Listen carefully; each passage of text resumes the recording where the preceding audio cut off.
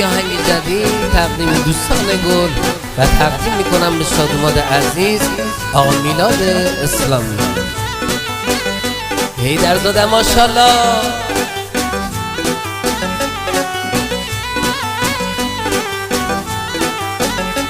کوچه به کوچه سر به سر نشونت تو هی میگیرم، تموم به حرف من اینه نباشی بی تو میمیرم.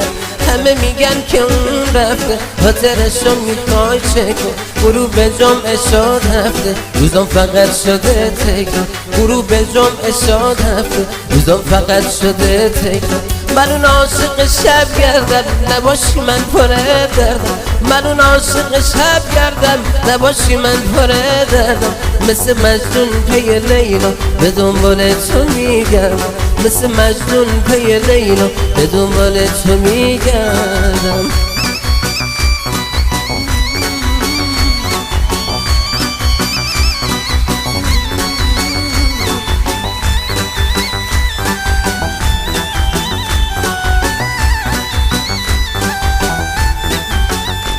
کوچه به کوچه سر به سر نشونت تو هی میگیرم، تموم حرف من اینه نباشی بی تو میمیرم.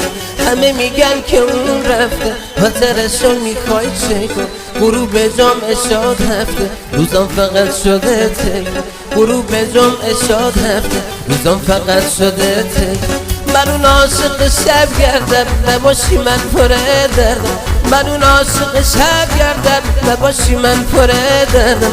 مثل مجنون پی لیلا به دنبال تو میگردم، مثل مجنون پی لیلا به دنبال تو میگردم.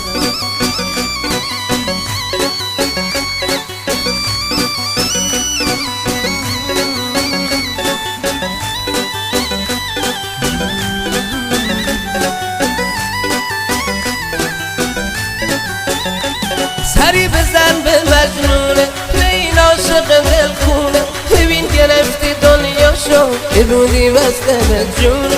سنگ صبور قصه به سر رسیده تا قدم، رفتی واسه خداحافظی حتی ندادی مهلتم، رفتی واسه خداحافظی حتی ندادی مهلتم.